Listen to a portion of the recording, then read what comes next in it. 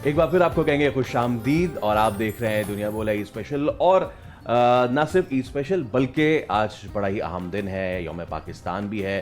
तो आज की मुनासबत से हमने सोचा कि क्यों ना ऐसे मेहमानों को अपने शो का हिस्सा बनाएं जिनसे हम ईद की बात तो करें, लेकिन जिनका पाकिस्तान की डायनामिक्स है उसमें एक भरपूर किरदार है। तो आज हमारे साथ ऐसे ही एक सियासतदान मौजूद हैं जो ग्रास रूट लेवल से ऊपर आए और अब एक ताकतवर आवाज़ है आवाम की, मुख्तलिफ वजारतों का तजर्बा रखते हैं और इस वक्त वज़ीर बराए मेहनत हैं सिंध काबीना में। तो हमारे साथ मौजूद हैं none other than Peoples Party के सीनियर रहनुमा सईद गनी साहब। अस्सलाम वालेकुम सर। वालेकुम सलाम।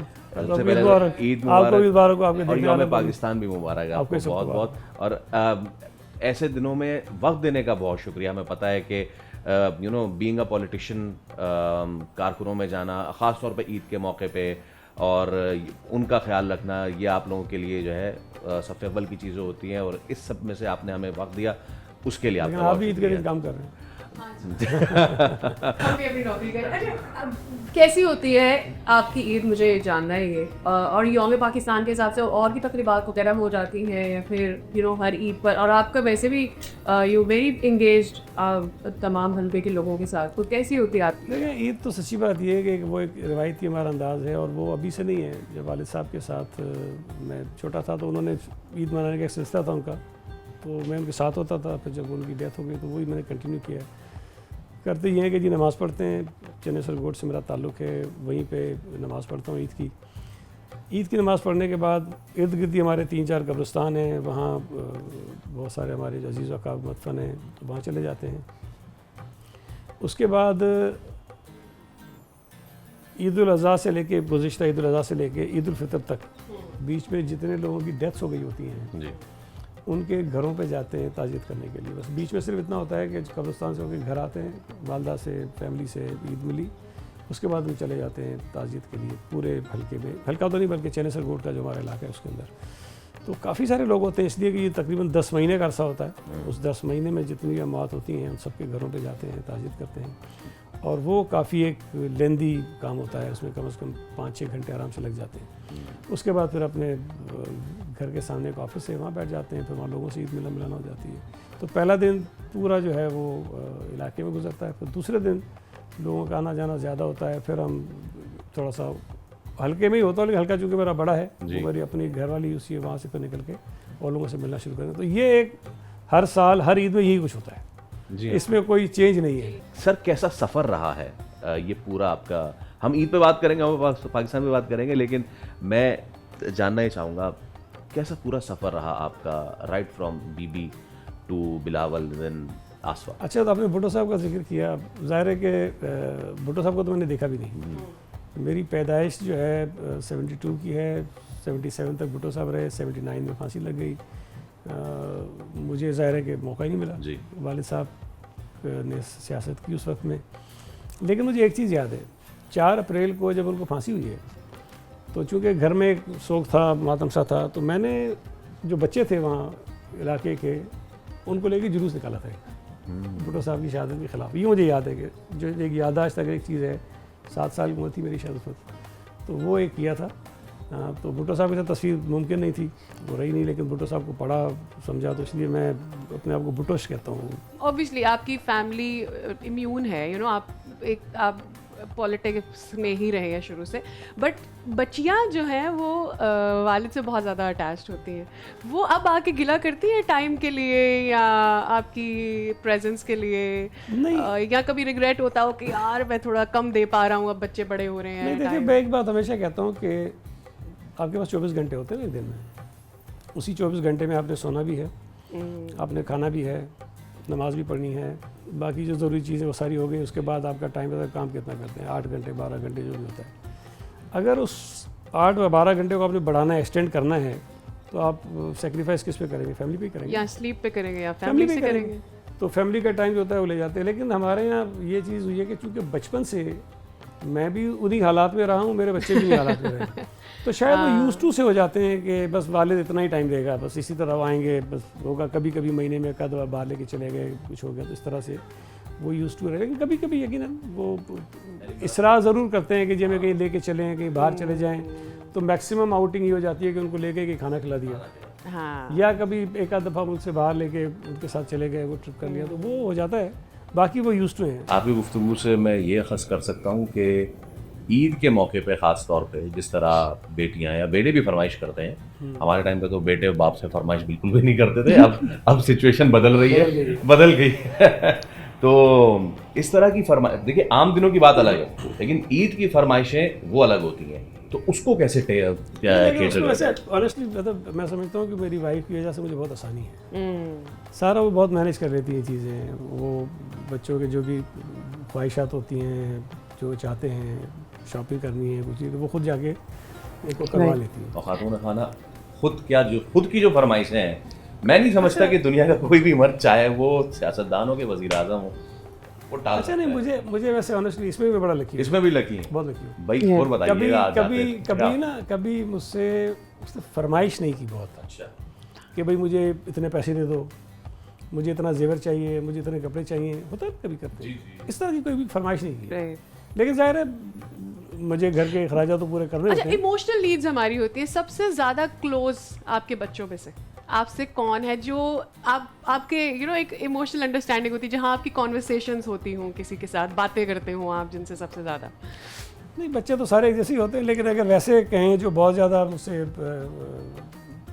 इसरार कर लेती है, ज़िद कर लेती है, वो मेरी बेटी बेनज़ीर है। जो बेटी छोटी है, मतलब जी बड़ी से बात सेकंड नंबर की, जी आई हैव सीन इट। 2 बेटियां 1 बेटा है, तो जो बीच की है, हाँ बीच की, तो वो है काफ़ी माशाल्लाह, आप समझदार भी बहुत है, सुलझी हुई भी बहुत है जी। अच्छा, अब ज़रा कुछ थोड़ी सियासी बातें भी हो जाएं, जो करें। फर्ज मैं आपके सामने एक सिनारियो रख रहा हूँ। फ़र्ज़ कीजिए कि आपको पार्टी हाईकमान की तरफ से टास्क दिया जाए कि ये पार्टियां हैं, इन पार्टियों में से कोई एक बंदा ना, वो आपने पीपल्स पार्टी में शामिल करना है, तो वो कौन सा बंदा होगा सईद गनी के मुताबिक जो हर पार्टी से एक बंदा शामिल कर सकते हैं, starting with Jamaat Islami? Her party से एक आदमी ला सकते हर हैं। पार्टी से एक बंदा एक अब पार्टी बातचीत करके लाना है, वैसे करके नहीं वो लाना। तो मैं देखिए, वो तो अल्लाह का शुक्र है, इस काम में बड़ा ठीक हूँ कि बंदे लेकर आने में मैं बड़ी बात नहीं करता हूँ, मुझे टास्क देते लेके आना, मिले होगा किसी को फिर ठीक नहीं। लेकिन अब ये सवाल आपका मुश्किल इसलिए है, आप कह रहे हैं कि हर पार्टी से एक आदमी में लेकर आऊँ जिसको मैं समझूँ कि अब अच्छा, जमात इस्लामी के साथ प्रॉब्लम थोड़ा सा जो ऑनेस्टली मेरा भी एक दोस्तियाँ मेरी सबके साथ हैं, हाफिज़ साहब के साथ मेरी अच्छी दोस्ती है, बाकियों के साथ भी हैं, लेकिन चूँकि वो एक रिलीजियस जमात हैं। अच्छा, मुझे भी लोग ऐसे कहते हैं कि बड़ा मज़हबी आदमी हूँ, लेकिन खैर मज़हबी तो अपने आप को मैं नहीं समझता, मैं तो जो बुनियादी तकाज़े हैं दीन के वो पूरे करता हूँ, बाकी तो कुछ नहीं है। सियासी सोच पे मैं बड़ा थोड़ा सा, आप कह दें कि थोड़ा सा इंक्लाइंड टुवर्ड्स लेफ्ट। सही। तो वो जमात का और हमारा भी किसी तरह से बनता नहीं है काम इसीलिए तो मैंने मुश्किल में डाला लेकिन चले मैं इसको आसान कर देता हूँ। फर्ज करें कराची मैं नाम बताना नहीं चाहता हूँ, जमात वाले उसको काबू करके रखेंगे नहीं है, वैसे एक शख्स है ऐसा, बताएं ना प्लीज। नहीं, लेकिन वो आप यकीन देखें बिला वजह वो बेचारा मशकूक हो जाएगा कि अरे तुम सीधे से उल्टे कहाँ जा रहे हो। इस पे काम हो रहा है। नहीं है, एक शख्स कम से कम ऐसा है जिसके लिए मैं चाहूँगा कि शायद वो पार्टी में आ जाए, और वो शायद हमारे पार्टी के लिए भी एक अच्छा एसेट होगा। अच्छा, हम कोशिश नाम करते नहीं हैं, लूँगा, हम कोशिश करते हैं कम राइटर्स ढूंढने की। चले, जमात इस्लामी से तो आपने नाम नहीं बताया, अब ज़रा बताएं एमक्यूएम से। हाँ, एमक्यूएम में काफ़ी लोग हैं जो मैं समझता हूँ कि सियासी तौर पर हैं, और अगर एक नाम मुझसे पूछेंगे तो Faisal Sabzwari. I had it in my mind कि आप शायद फैसल सब्ज़वारी साहब का नाम देंगे। And what is your reason? और भी है, बट आप चूंकि एक कह रहे हैं तो मेरा ख्याल है कि फैसल सब्ज़वारी, बाकी तो कुछ अच्छे लोग हैं जो आ गए ऑलरेडी हमारे पास। अच्छा, ऑल्दो के नून लीग के गवर्नर अभी लगे हैं और नून लीग का सिंध में इतना प्रेजेंस नहीं है, बट स्टिल अगर नून लीग से आप कोई एक लेना चाहें पीपल्स पार्टी में? परवेज़ रशीद। क्या बात, क्या बात। और last but not the least, PTI से किसको लेना चाहेंगे? यार पीटीआई में भी काफ़ी अच्छे लोग थे और शायद अभी होंगे भी, लेकिन वो शायद इमरान की सियासत की भीड़ चढ़ गए हैं बहुत सारे लोग। और इमरान अगर अपनी अब तो खैर मुझे लगता नहीं कि शायद चेंज हो, लेकिन अगर प्रॉपर पॉलिटिशियन की तरह अगर वो अपनी पार्टी को चलाते तो शायद उनकी पार्टी के हालात भी अच्छे होते और उनके अपने जो लोग उनके साथ हैं उनके हालात भी अच्छे होते। अब आप एक नाम मुझे कह रहे हैं किसी का, तो यार बड़ा मुश्किल सवाल है, क्योंकि लोग काफ़ी सारे वहाँ पे ऐसे हैं जिनको मैं चाहूँगा कि इधर आ जाएं। चले फिर भी एक नाम कौन हो सकता है?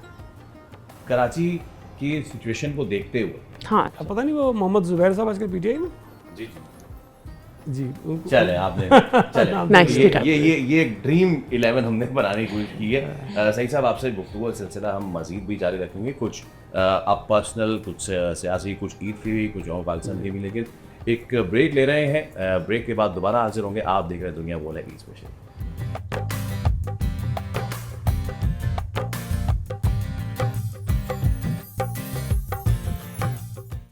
कहते हैं आपको एक बार फिर खुशामदीद। और ब्रेक पर जाने से पहले हमारी गुफ्तगू का सिलसिला सईद गनी साहब के साथ जारी था और हमारी ईद के बारे में तो बात हो ही रही थी, लेकिन चलते चलते हम थोड़ी सी सियासी बातों पर आ गए थे।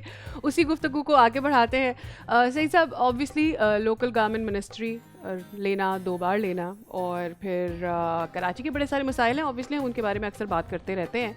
बट अभी रिसेंटली मुर्जा वहाब साहब ने भी ऐलान किया था कि ये जो पानी का मसला है, चूँकि water and switch did come under you at that time, तो ये हल हो जाने वाला है। I really want to understand कि हमारा मसला है क्या, और क्या ये काबिल हल भी है या नहीं है? देखिए, कोई काम ऐसा नहीं है जिसका कोई हल ना हो, काबिल सारी चीज़ें होती हैं। लेकिन एक चीज़ जो शायद बहुत सारे लोगों को नहीं पता होगी, कराची शायद दुनिया के उन चंद शहरों में है, कोई 2-4 शहर होंगे मुश्किल से मेरा ख्याल है दुनिया में, जहाँ कोई पानी, जो पीने का पानी है, वो 100-125 किलोमीटर दूर से आता है जी। ये प्रॉब्लम पंजाब में नहीं है, पाकिस्तान के शायद किसी शहर में नहीं है, मेरा ख्याल है कराची है वाहिद, बाकी दुनिया के चंद शहर हैं।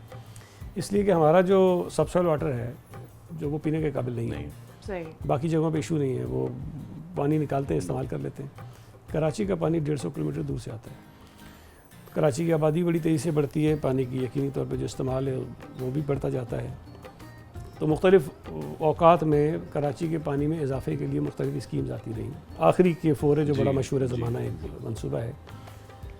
इत्तफाक से जब मैं 2018 में पहली मरतबा लोकल गवर्नमेंट मिनिस्टर बना, तो जब मैंने इसकी ब्रीफिंग ली पहली, ऑनेस्टली मेरा ये सवाल था उस वक्त भी बहुत लोगों से कि ये आइडिया किसका था, क्योंकि जो उसका रूट, जो सारी चीज़ें, तो बड़े सवाल थे। मैं इधर नहीं जाना चाहता हूँ, फिर वो एक नई कंट्रोवर्सीज में पड़ जाऊँगा जी। लेकिन मैं इंजीनियर नहीं हूँ, ये बात ध्यान में रखें। मेरा इंजीनियर से कोई दूर का ताल्लुक नहीं है, लेकिन कॉमन सेंस भी होती है लोगों में। तो जब मैंने देखा तो मुझे अंदाज़ा हुआ कि इसके अंदर बहुत सारी कोताहियाँ, कमियाँ हैं और शायद ये इस तरह से काम चलेगा नहीं। एक सबसे बड़ी जो ख़राबी थी इसके अंदर, इसके 3 कंपोनेंट्स हैं। एक तो ये है कि जी पानी आएगा, कैनाल बनना था, अब उसको पाइप में कन्वर्ट कर दिया, लेकिन पहले कैनाल था जो कराची तक आएगा। दूसरा था यहाँ एक सिस्टम बनना था जिसके ज़रिए पानी की तकसीम होनी थी शहर में। और तीसरा ये था कि इसके साथ एक पावर प्लांट लगना था, पूरा मैकेनिज़्म था कि ज़ाहिर बिजली होगी, पंप्स चलेंगे, उसके बाद पानी पहुँचेगा। आपको ये सुनकर हैरत होगी कि उस K4 के मंसूबे का जब 2008 में मैंने ब्रीफिंग ली और सब कुछ किया, तो 2 कंपोनेंट मिसिंग थे इसके। ना उसके अंदर ये ऑगमेंटेशन थी जो कराची में पानी तकसीम होना है, और ना ही इसके अंदर वो पावर वाला हिस्सा था।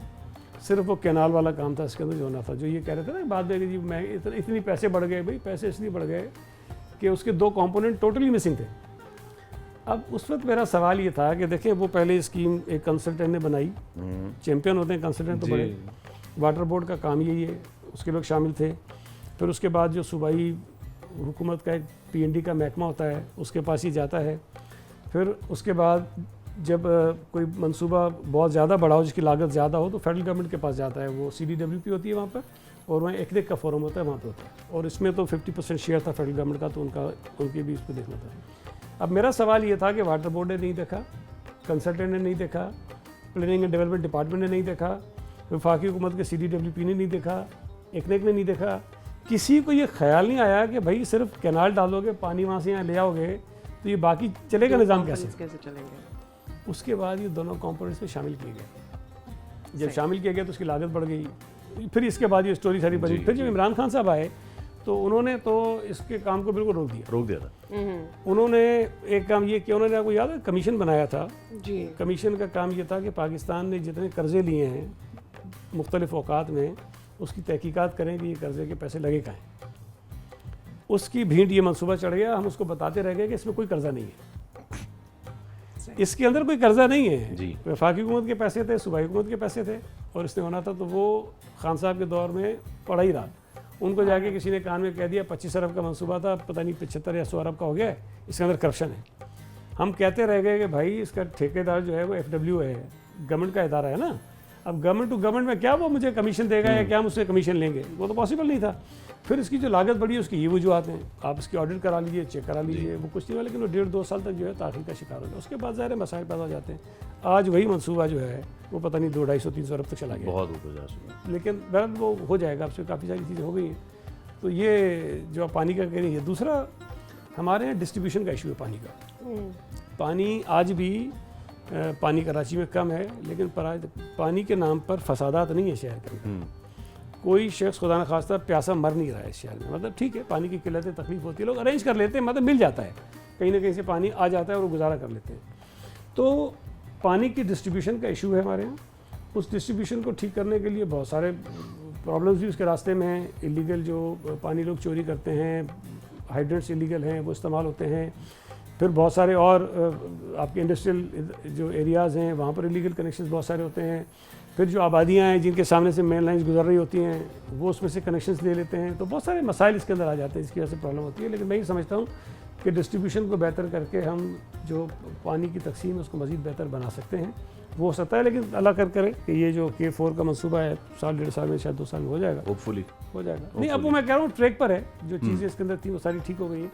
ताख़ीर का जो है वो सबब हमें बताया जाता है, लेकिन अब क्या करें, बहुत सारी चीज़ें ऐसी होती हैं जो हम पब्लिकली कह भी नहीं सकते, लेकिन मसाइल और बहुत सारे थे इसमें। ऑब्वियसली आज के दिन के मौके की मुनासबत से सईद भाई ऐसी बात करना भी जो है ना हमें वो लगता है, लेकिन शहर में रहते हुए बड़े दीगर ये तो सिर्फ एक मसला है, शहर का एक मसला नहीं है, बहुत सारे मसाइल हैं। पीपल्स पार्टी को अब माशाल्लाह से 18वां साल हो जाएगा। आपकी सारे जितने बिलावल हैं, और क्योंकि कुछ पर्सनल तजर्बा भी रहा है, तो बिलावल वांट्स कि कराची भी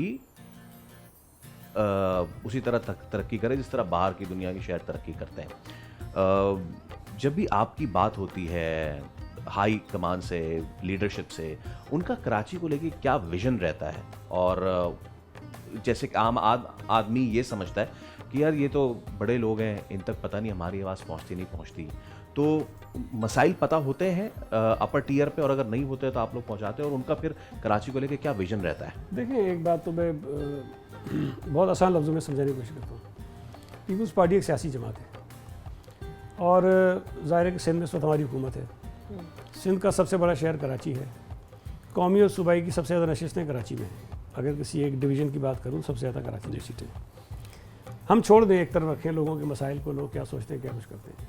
अगर हम खुदगर्जी की बात भी करें एज ए पॉलिटिकल पार्टी, हर जमात ये तो चाहती होगी ना कि जी हमारी पजीराई में इजाफा हो, हम इलेक्शंस जीतें, चाहती होगी ना। तो क्या Peoples Party as a political party ये नहीं चाहेगी कि कराची के अंदर हमारी सेम इजाफा हो, जो हुआ भी है, वो तो पीरियड थोड़ा सा इजाफा बेहतरी हम हुई भी है, लेकिन हमारा अपना ये इंटरेस्ट भी तो है ना कि कराची के अंदर अगर सूबाई की बहुत सीटें हैं, कौमी की बहुत सारी सीटें हैं, तो पीपल्स पार्टी का शेयर उसके अंदर बढ़ेगा कैसे? बढ़ेगा इस तरह से कि हम लोगों के जब काम होगा, करेंगे, लोगों के करीब जाएंगे। तो ये तो मैं आपको इस तरह समझा रहा हूँ कि कोई ये जो तासुर आप कह रहे हैं शायद लोगों के जहनों में हो कि लीडरशिप पता नहीं सोचती नहीं, भाई पॉलिटिकल पार्टी है।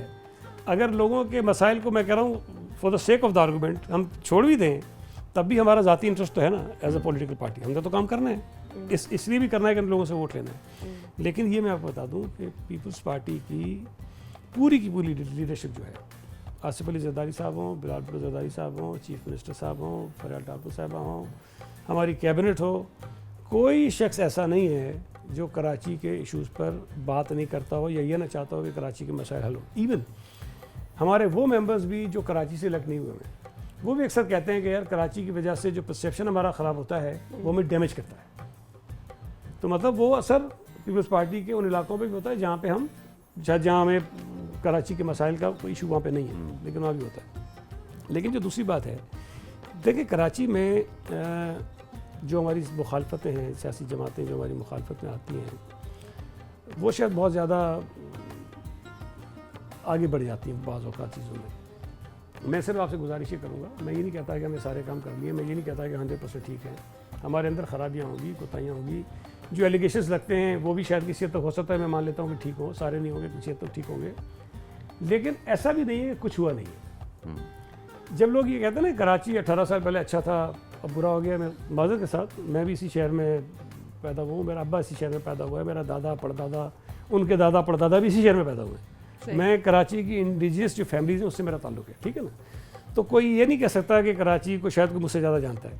मैं इस शहर में अगवा भी हुआ हूँ, मेरे इस शहर में मेरी गाड़ी पे फायरिंग भी हुई है, इसी शहर में मेरे वालिद शहीद हुए हैं, इसी शहर में बम धमाकों में मेरे 2 कज़न शहीद हुए हैं, इसी शहर में मुझ पे पता नहीं कितने अटैक हुए हैं। तो कोई ये तो नहीं कहेगा कि मुझे दर्द नहीं होगा या मैंने कराची का वो दिन नहीं देखे हैं जो लोग माजी। बिल्कुल। मैं ये समझता हूँ कि सारे मसाइल एक तरफ, ये जो लॉ एंड ऑर्डर की सूरत ख़राब थी ना, वो बहुत भयानक थी, वो आज नहीं है, अल्लाह का शुक्र है, हम उन हालात से निकल आए। तो एक तो ये बेहतरी हमारे यहाँ है। अब आ जाए लोगों की ज़रूरियात की चीज़ें होती हैं। पैमाना क्या होता है? देखिए पैमाना ये नहीं है कि जमात इस्लामी मेरी तारीफ़ करेगी, पैमाना ये नहीं है कि जब MQM या PTI मेरी तारीफ़ करेगी, पैमाना ये है कि कराची के लोग मुझे एक्सेप्ट कर रहे हैं कि नहीं कर रहे। मैं ये समझता हूँ कि इन 18 सालों में बेहतर हुआ है। सही। मेरी अपनी सीट पीपल्स पार्टी कभी नहीं जीती थी, मैं 3 दफ़ा जीत चुका हूँ। 3 दफ़ा इस इलाके से कोई नहीं जीता, ना MQM कंटिन्यूसली 3 दफ़ा जीती है, ना नून लीग जीती है, ना कोई और शख्स जो वहाँ 3 दफ़ा जीते। मैं कंटिन्यूसली 3 दफ़ा जीता हूँ। वहाँ पे हम 1 UC जीतते थे, आज हमारी 4 UC हैं, हम टाउन जीत चुके हैं, मैं जीत चुके हैं। इसके अलावा मेयर कराची पीपल्स पार्टी का आ गया, मेयर हैदराबाद पीपल्स पार्टी का आ गया। चले लोग कुछ इल्ज़ाम लगा लें यार, कुछ तो हम कर रहे होंगे ना, मतलब कहीं ना कहीं कुछ ना कुछ तो बेहतरी है। लेकिन हाँ, अब भी मसाइल हैं, हमें उसको भी हल करना है, वो हमारी कोशिश है कि हम हल करेंगे। कराची चूँकि बहुत बड़ा शहर है, बहुत बड़ा शहर है ना, लोग दिखा देते होंगे 10 सड़कें टूटी हुई हैं, हम यहाँ 100 बना देंगे वो नज़र नहीं आएंगी, लेकिन आपको 10-20 टूटी ज़रूर मिल जाएंगी। हम वो जब 10-20 बना के मुकम्मल करेंगे तो जो पहले 100 बनाएंगे उसमें 20 टूट जाएंगी। तो ये मसाइल रहते हैं, ये ऑनगोइंग इश्यूज़ हैं, चलते रहेंगे, हम उसको एड्रेस करते रहेंगे। लेकिन मेरा ये ख्याल है कि अगर कोई ये सोचेगा कि कोई एक दिन ऐसा आएगा कि कराची में कोई मसला ही नहीं होगा, अल्लाह करे ऐसा हो जाए, मैं भी चाहता हूँ ऐसा हो जाए, लेकिन मुझे लगता नहीं है, ये रियलिटी के ख़िलाफ़ हम सोच रहे होंगे, ऐसा होगा नहीं। और लोगों को भी थोड़ा सा हकीकत पसंद होगा जब सोचेंगे ना कि बड़ा शहर है, कहीं ना कहीं इश्यूज़ मसाइल रहेंगे, तो हम उसको मसला समझ के एड्रेस करें। हम उसको हर हुकूमत, मतलब सिंध हुकूमत गले में डाल रहे हैं। कहीं अगर सड़क कोई टूटी हुई है तो सिंध हुकूमत ने तोड़ी है, तोड़ने वाला कोई मोहल्ले का आदमी होगा। कोई शख्स सिग्नल तोड़ के चला जाता है तो सिंध हुकूमत को गाली पड़ जाती है। कोई शख्स नो पार्किंग में गाड़ी खड़ी कर देता है, सिंध हुकूमत को गाली पड़ जाती है। तो इस तरह से हमें कई जिम्मेदारियों का भी तयन करना पड़ेगा कि कौन कहाँ पर किस चीज़ का। चलें ठीक, ऑफ द कैमरा की आपने बात करी दी और पता नहीं वो वाकया जो है सुनने के लिए अब मैं बहुत एक्साइट हो रहा हूँ। तो इसी के साथ एक फटाफट एक वक्फा लेते हैं छोटा सा, तब तक सईद भाई हमें ज़रा ऑफ कैमरा वो वाकया सुनाते हैं। एक ब्रेक के बाद दोबारा हाजिर होंगे, हमारे साथ रहिए।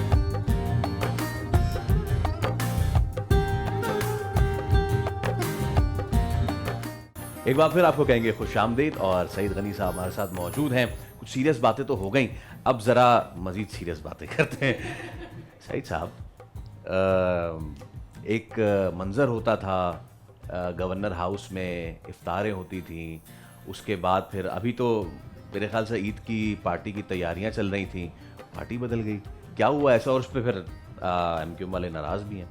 नहीं, देखिए इत्तेफाक से मैं उस कमेटी में शामिल था जिन्होंने PMLN के साथ नेगोशिएट किया था जब गवर्नमेंट बन रही थी। मैं उसका मेंबर था, तो बहुत सारी बातें मेरे सामने हुई थी सारी।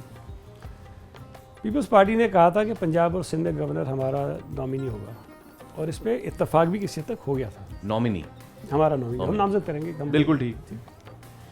तो फिर आखिर में जिस मीटिंग में हम नहीं थे, ये नेगोशिएटिंग टीम नहीं थी, बिलावल साहब की डायरेक्टली शायद कोई मीटिंग हुई, उसमें PMLN ने उनसे दरख्वास्त की कि सिंध का गवर्नर PMLN को दे दें और KPK का गवर्नर आप नॉमिन करते हैं। तो वो सिंध से हटा के उन्होंने KPK में हमें दे दिया, जो हो लग भी गया। बिलावल साहब ने इस बात पर रजामंदी की कि आप अगर PMLN का गवर्नर लगाएंगे सिंध में तो ठीक है, अगर आप नहीं लगाएंगे तो हमारा गवर्नर लगेगा। इस पर उन्होंने इत्तेफाक किया। तो हम जो बात कहते थे बार बार वो ये कहते थे कि भाई अगर आप अपना नहीं लगाना चाहते ना लगाएं, हमारा लगा दें। तो ये जो टिसोरी साहब थे, इसकी तो कहीं नून लीग का एमक्यूएम का कोई वादा हो जो मेरे इनके मुताबिक नहीं था, क्योंकि वो कंटिन्यू कर रहे थे, पहले से थे तो वो कंटिन्यू करते रहे। अब अगर कोई कमिटमेंट एमक्यूएम की और नून लीग की थी तो उसका हमें नहीं पता, और मेरी अंडरस्टैंडिंग के मुताबिक शायद नहीं थी। और टिसोरी साहब को हटाने का भी पहले से एमक्यूएम को पता था कि ये हट रहे हैं। अब तो वो एक्सटेंशन थी उनकी, जितनी वो कर गए तो उनकी नाराज़गी शायद नून लीग से तो बनती है, इस पार्टी से तो बनती नहीं है। हम तो अपना गवर्नर लगाने की बात कर रहे थे कि अपना वादा पूरा करें, तो उन्होंने कहा नहीं, हम वादे का दूसरा हिस्सा पूरा कर देते कि अपना लगा देते। अच्छा, तो उन्होंने लगा दिया। और करंट जो अब गवर्नर हैं उनसे कैसी एक्सपेक्टेशन है? बात वैसे निहाल हाशमी साहब बड़े सियासी वर्कर हैं, हाँ। और हमारा उनसे सच्ची बात है, एक जाति भी मेरा एक दोस्ती वाला ताल्लुक है, तो उम्मीद है कि चीज़ें ठीक चलेंगी। और गवर्नर साहब का देखिए रोल वैसे बड़ा महदूद होता है, सेरेमोनियल है, और उसमें अगर वो किरदार अदा कर सकते हैं कि अगर कभी फ़िलहाल तो शायद कोई ऐसा इशू है नहीं कि वफाक और सूबे में कोई ऐसी चीज़ होती है जिसमें गवर्नर का रोल बनता हो, बीच में ठीक करे, तो अच्छी बात है। मुझे उम्मीद है वो कर रहे हैं। जब टिसोरी साहब गवर्नर बने थे तो बड़ा प्रेशर था, हर कोई उनसे बात कर रहा था कि मुर्तज़ा वहाब साहब जो ये बात कर रहे हैं कि इतने पैसे हमें मिल रहे हैं विफाक से, वो नहीं मिल रहे, कि आप वो रास्ता पेव करवा सकते हैं या नहीं करवा सकते। तो जब हम निहाल साहब की बात करते हैं, क्या ऐसी कोई एक्सपेक्टेशंस रख सकते हैं या नहीं रख वो सकते? एक्चुअली टिसोरी साहब जो है ना, जब वो करते थे ऐलानात बहुत सारे करते थे, तो हमने उनको कहा कि जी सिंध गवर्नमेंट इतना खर्च कर रही है, वफाक के नुमाइंदे तो वफाक से भी पैसे लगवाएं, और लगने चाहिए फेडरल गवर्नमेंट की तरफ से, सूबा सिंध के ऊपर ख़ासतौर पर कराची पे लगने चाहिए। तो उस वक्त उन्होंने कहा कि हम करेंगे, तो फिर मुर्तज़ा वहाब ने उनको एक फहरिस्त भेज दी थी कि ये स्कीमें हैं सारी, ये करवा दीजिए। तो खैर मेरा ख्याल है कि वो शायद इतना उनके बस में होता नहीं है। अभी रिसेंटली बड़े लोगों ने, यहाँ बिजनेस कम्युनिटी ने भी और वैसे भी लोगों ने कहा कि यार वो पंजाब वाला मॉडल बड़ा ज़बरदस्त चल रहा है, तो क्या कहेंगे आप अगर दोनों वज़ीर आला सिंध के और पंजाब की वज़ीर आला को सामने रखें? आपका जाना भी लाजमी लाहौर होता हो, और इसमें तो कोई दो राय नहीं है कि उन्होंने चमकाया तो है। हालांकि बहुत से लोग ये भी कहते हैं, मैं नूरुल हुदा आपा की बात सुन रहा था, वो कह रही है पंजाब का भी वही हाल है जो सिंध का हाल है, बस ये है कि पंजाब में पेंट कर देते हैं, हम लोग यहाँ पेंट नहीं करते। Do you agree with this notion, या फिर वाकई वहाँ पे सिचुएशन अच्छी हुई है? और अगर लोग ये कहते हैं कि हमें मरीम नवाज वाला मॉडल चाहिए, तो वो ये कहने में आप बजानिब हैं? देखें, ये हेल्दी कंपटीशन है ना। अगर वहाँ लोगों को नज़र आता है कि डेवलपमेंट हुई है और हमसे लोग वो एक्सपेक्ट करते हैं कि हमें करनी चाहिए, तो बुरी बात नहीं है इसके अंदर, कोई बुराई नहीं इसके अंदर, हमें करनी चाहिए। लेकिन आपको फ़र्क एक बताता हूँ। देखें, जो लाकानूनियत कराची में रही है ना, खोरेजी रही है, पंजाब में वो नहीं रही है, अच्छी बातें नहीं रही है। देखिए, तरक्की नहीं हो सकती अगर खोरेजी होती रहे, कत्ल गारतगरी होती रहे, लोगों की जानें जाती रहें, तरक्की नहीं हो सकती कहीं पर। कराची की सबसे बड़ी बदनसीबी ये रही कि कराची में जो 20, 25, 30 साल, कोई छोटा अरसा नहीं होता जी जी, उसमें कराची की तरक्की तो दूर की बात है, पीछे गए हैं, तो आप मुकाबला कर नहीं सकते हैं। तो लेकिन उसके बावजूद भी मैं समझता हूँ कि काफ़ी चीज़ें बेहतर हुई हैं। और मुझे थोड़ा सा, अगर पता नहीं आपने खुल के नहीं कहा, बिज़नेस कम्युनिटी में किसी ने क्या कहा था, लेकिन सब काबिल एहतराम है मेरे लिए, लेकिन कुछ फ़ैसले सियासतदानों ने करने होते हैं, सियासी लोगों ने करने होते हैं। मुझे एतराज़ नहीं किसी चीज़ पर। अगर किसी हमारे बिजनेसमैन को शौक़ है, मोस्ट वेलकम, आएँ, सियासत में हिस्सा लें, इंतखाबात जीतें, हुकूमत में आएँ और फिर अपनी मर्ज़ी के मुताबिक काम कर लें। लेकिन तनकीद करना ज़्यादा आसान होता है और शायद फील्ड में काम करना थोड़ा सा मुश्किल होता है। और कई चीज़ें ऐसी होती हैं जो मुंतखब लोगों ने करनी होती है। कभी कभी हम सुनते हैं बिजनेस कम्युनिटी कह रही है जी वफाके वाले कर दो, भाई this is none of your business. आप होते कौन हैं? आप या तो देखें, मुंतखब लोग जो भी हैं, एमक्यूएम के लोग बैठे हैं, जमात के लोग बैठे हैं, पीटीआई के लोग बैठे हैं, पीपल्स पार्टी के लोग बैठे हैं, वो नुमाइंदा है ना जी, उनका काम है वो बात करें। असेंबली फैसला करेगी कि क्या करना है। आपको शौक है, आप करें। अब बिजनेस कम्युनिटी या बिजनेस कोई ऑर्गेनाइजेशन बैठ के लाहौर में बैठ के प्रेस कॉन्फ्रेंस करे, कोई पंजाब से चल के सिंध में आ जाए कि जी सिंध में जो ना मजीद सूबे बनने चाहिए, भाई आप होते कौन है? देखिए, सूबे बनने के लिए आइन के अंदर एक प्रोविज़न है, हम कहते हैं फॉलो करें ना उसको। उसमें ये लिखा है कि सूबाई असम्बली 2/3 अक्सरियत से पहले करारदाद पास करेगी। उसके बाद पार्लियामेंट जो है, सेनेट और कौमी असम्बली 2/3 से आइन के अंदर तरमीम करेगी। ये लिखा, फॉलो कर लें। और माजी में इसी वजह से यहाँ पे लिसानी फसादात होते रहे, जिसकी वजह से जो हम ये डेवलपमेंट वाली बात कर रहे हैं, जिसका नुकसान हुआ है सूबे को, उसमें सिर्फ सिंधी बोलने वालों को नहीं हुआ है, जो उर्दू बोलने वाले हैं, पंजाबी, जो कराची में रहते हैं, सबको नुकसान हुआ है, सबका नुकसान हुआ है। अब अगर कोई लोग ये चाहते हैं कि ऐसा काम जो हो नहीं सकता उसको बहस बना के वो फसादात दोबारा पैदा करें, वो नफ़रतें दोबारा पैदा करें, वो वैक्यूम जो है वो दोबारा क्रिएट करें, तो इससे किसी को फ़ायदा नहीं होगा, इससे नुकसान होगा। बिल्कुल। हम ये कहते हैं कोई ऐसी बहस मत छेड़ो जिससे सूबे में रहने वाले लोगों के अंदर नफरतें पैदा हो, बड़ी मुश्किल से ये ख़त्म हुई है। इसको हम साथ मिला के चलाएं। अगर किसी को शौक़ है तो जो तरीका है उसको अडॉप्ट करें। ये मीडिया पे आके लोगों के ख़िलाफ़ अब कोई सीधी बोलने वाले खिलाफ बातें करेगा, कोई तो हमारे उर्दू बोलने वाले खिलाफ बातें करेगा, इससे फ़ायदा किसी को नहीं है। पंजाब में ये नहीं हो रहा, इसलिए आप जो कहते हैं ना पंजाब का मॉडल, तो मैं गुजारिश करूँगा जो लोग ये बात करते हैं पहले इन चीज़ों को देखें फिर बाकी चीज़ों को देखें। सईद गनी साहब आपके साथ बड़ा ज़बरदस्त वक्त रहा है। हम आखिर अब आ रहे हैं शो के और ज़रा फिर से कुछ ईद की बात कर लें।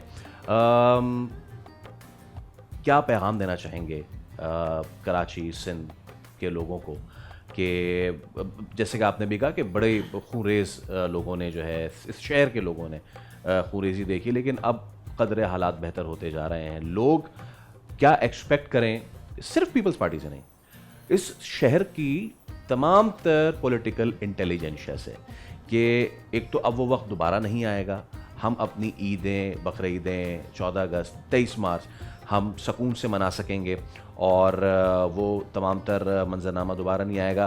कुछ पैगाम अगर आप देना चाहें आज के दिन के मौके पर। देखिए ये बहुत एक बुनियादी मैं समझता हूँ कि इशू है जिस पर हमें बात करनी चाहिए। हमारे मुल्क को बैरूनी ख़तरात तो हैं ही हैं। ज़ाहिर है कि एक तरफ अफ़गानिस्तान के साथ जो हमारे मामला चल रहे हैं वो अपनी जगह हैं, एक तरफ भारत की सरहद हमारे साथ है, उधर से जो इशूज़ हैं आपको पता हैं। अभी फिर ये जो ईरान वाला अमेरिका वाला इशू है, इसके असरात भी हमारे मुल्क पर आ सकते हैं, इसलिए कि ईरान की सरहद हमारे साथ है। तो हम घिरे हुए हैं बेसिकली, इंटरनेशनल हमारे जो बॉर्डर्स हैं उसमें बड़ी मसाइल के अंदर हैं। अगर इस मौके पर अंदरूनी तौर पर भी हमारे लिए मसाइल पैदा हो जाएंगे ना, तो वो बहुत ख़तरनाक होंगे। वो मैं समझता हूँ कि हम तमाम शहरियों से भी गुजारिश करूँगा, उनके लिए पैगाम होगा कि कोताहियाँ हो सकती हैं, कमी हो सकती है, हमारे ऊपर जो तनकीद है वो जायज़ हो सकती है, लेकिन उसको उस हद तक रखें जहाँ तक वो तनकीद बनती है। उसको इस हद तक नहीं जाना चाहिए कि ये चीज़ें मतलब एक हमारे पास जो पेंडोरा है उससे कहीं बाहर निकल जाए और वो नुकसानदेह हो जाए। तो हमें सोच समझ के साथ फैसले करने चाहिए। बात जो मैं कहता हूँ उस पर भी गौर करें कि मैं सही कहता हूँ तो उस पर एग्री करें, कोई और बात करता है उस पर गौर करें कि वो बात सही करता है तो उस पर एग्री करें। सिर्फ मेरी शक्ल सूरत से, मेरी पार्टी वाबस्तगी की वजह से या मेरी सियासत की वजह से जो है वो शहर को या सूबे को नुकसान पहुंचाने की कोशिश नहीं करनी चाहिए। और इस शहर में मुझे लगता है कभी कभी कि शायद जिनकी चौधराहट चलती लिसानियत की बुनियाद पे थी, तकसीम की बुनियाद पे थी, वो दोबारा कोशिश कर रहे हैं कि इसकी हालत पैदा हो जाए। हम सबको इससे मोहतात रहना चाहिए। राइट, एक last minute we have, it's a rapid fire it is going to be. I hope उसमें जल्दी जल्दी आपके जवाब आ जाएंगे। फैमिली या पॉलिटिक्स? डेफिनेटली फैमिली को करना चाहिए, पॉलिटिक्स तो ये हल्का या फिर चूँकि आप सेनेटर भी रहे, हल्का या इस्लामाबाद? हल्का। बिलावल भुट्टो जरदारी साहब या आसिफ अली जरदारी साहब? ये तो अजीब सा सवाल है। लेकिन यही सवाल है। यही सवाल। आप लीव भी कर सकते हैं। हाँ नहीं, मैं उसको लीव करता। अच्छा, मीडिया क्रिटिक्स या फिर पब्लिक प्रेशर?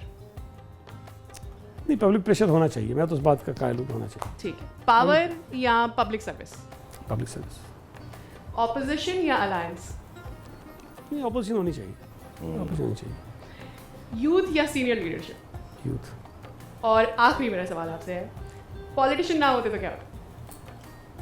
पॉलिटिशियन ना होता तो ब्यूरोक्रेट होता। ऑल राइट, सईद गनी साहब बहुत शुक्रिया आपके वक्त के लिए, थैंक यू सो मच। एक बार फिर आपको ईद मुबारक और यौम पाकिस्तान भी बहुत बहुत मुबारक हो। आपको हम वैसे तो जहमत देते रहेंगे अपने शो में। बहुत शुक्रिया जनाब। ये थे सईद गनी साहब और अ वेरी कैंडिड लेकिन साथ साथ ही वेरी सीनियर पॉलिटिशियन। और आखिरी पैगाम ही यही कि जो कुछ भी करें इस शहर के, इस मुल्क की बेहतरी के लिए करें और खुशियाँ मनाएं, खुशियाँ बाँटें। और इसके साथ आपसे हम इजाज़त लेते हैं। देखते रहिए दुनिया बोल।